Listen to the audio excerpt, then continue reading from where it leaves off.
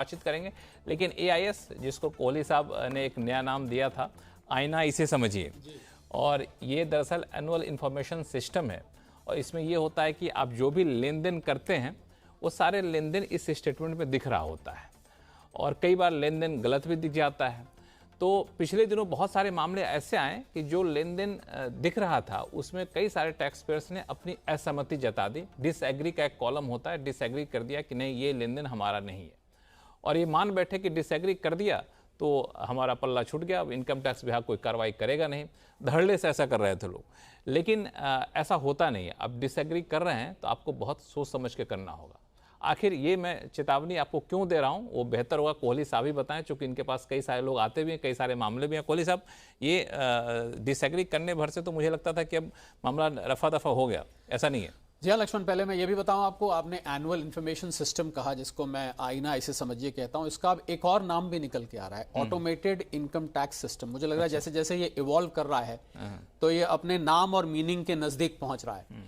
तो बिल्कुल, आप जब डिसएग्री करते हैं तो ये मान लेते हैं। और डिसएग्री लक्ष्मण दो तरीके का होता है। एक डिसएग्री होता है वाकई में आपका उस ट्रांजैक्शन से कोई लेना देना नहीं है। मान लीजिए कोई प्रॉपर्टी खरीद बेच का दिख रहा है, तो आपने तो ऐसी कोई प्रॉपर्टी खरीदी नहीं, तब तो आप आंख बंद करके डिसएग्री करते हैं। पर बहुत सारे लोगों ने क्या किया, उन्होंने ये सोचा कि शायद डिसएग्री करने से हमारा इससे, हिंदी में वर्ड होता है, पिंड छूट जाएगा, हमारी इससे जान छूट जाएगी।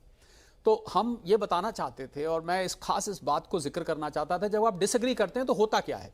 आपके डिसएग्री करते ही, क्योंकि ई वेरिफिकेशन सिस्टम है 2021 में इंट्रोड्यूस किया गया था, जो डिपार्टमेंट है वो उस सोर्स के पास जाता है। मान लीजिए वो सोर्स सब रजिस्ट्रार है जहां से आपने प्रॉपर्टी ली, वो सोर्स के पास जाएगा कि साहब आपने अपनी एसएफटी में, स्टेटमेंट ऑफ फाइनेंशियल ट्रांजैक्शन में, जानकारी हमें दी इस करदाता के बारे में, पर इस करदाता ने तो इसको नकार दिया है। ये करदाता तो कह रहा है हमारी है ही नहीं। आगे जाकर चेक करता है क्या? जी हाँ, वो सोर्स के पास वापस जाते हैं। इतना वो तकलीफ उठाते हैं, कष्ट उठाते हैं, जो मर्जी आप समझ लीजिए। और अगर उसने दोबारा कह दिया कि नहीं साहब हमारे पास तो रिकॉर्ड है, वो बाकायदा फिर प्रूफ के साथ दिखाते हैं कि देखिए हमारे पास है। अगर ऐसा हुआ तो मुझे लग रहा है करदाता दिक्कत में आ जाएंगे, क्योंकि वहां पर आपके ऊपर से जो एक, लक्ष्मण मैं यूं कहूंगा कि एक विश्वास है वो थोड़ा सा इरोड हो जाता है। तो मैं सलाह ये दूंगा कि जब भी आप डिसएग्री करें तो आंख बंद कर कर उसको डिसएग्री करें, क्योंकि बहुत सारी बार मैंने देखा है लक्ष्मण कि आपके द्वारा किए गए ट्रांजैक्शंस आप ही को, आपसे मेरा मतलब आप नहीं, मैं सभी के लिए कह रहा हूं, आप ही को कई दफे याद नहीं रहते हैं, और वो याद नहीं रहने की वजह से हम उसको डिसएग्री कर देते हैं। पर डिसएग्री सोच समझ के करें, अपने रिकॉर्ड्स को चेक करके करें।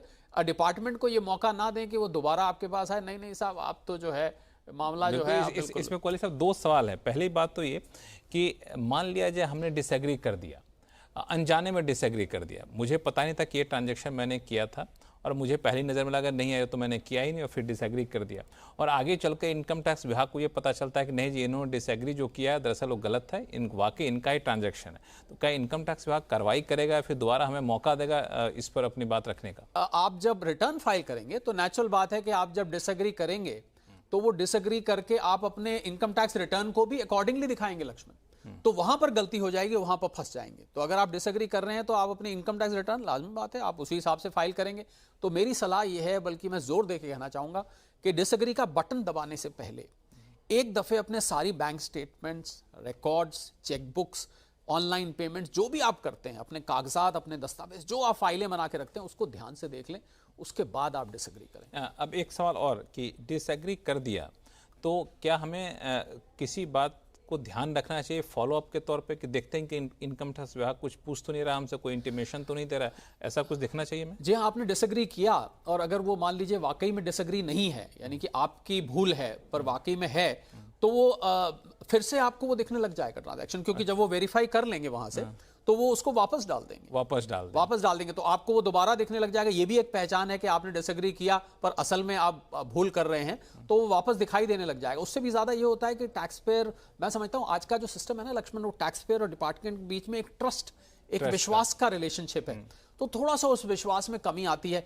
जरूर कोई, हमें तो इस बात का पता नहीं, जरूर कोई ऐसा सिस्टम होगा जहां डिपार्टमेंट ने कोई डॉट लगा देते होंगे, कुछ ना कुछ निशान लगाते होंगे कि भाई इन टैक्स पेयर पे जरा खास नजर रखनी है, बार बार ये हमारी जानकारी ये हमारी जानकारी को झुटलाते हैं वगैरह। हो सकता है ऐसा कुछ हो, हम इसके बारे में कमेंट तो नहीं करते, पर ध्यान से करना चाहिए। तो बिल्कुल, तो इस बात का ख्याल रखें ताकि इनकम टैक्स विभाग का आप पर विश्वास बना रहे, और जब भी आप डिसएग्री करते हैं तो इसको एक बार दोबारा से सोच लीजिए वाकई हमारा ट्रांजैक्शन है कि नहीं है।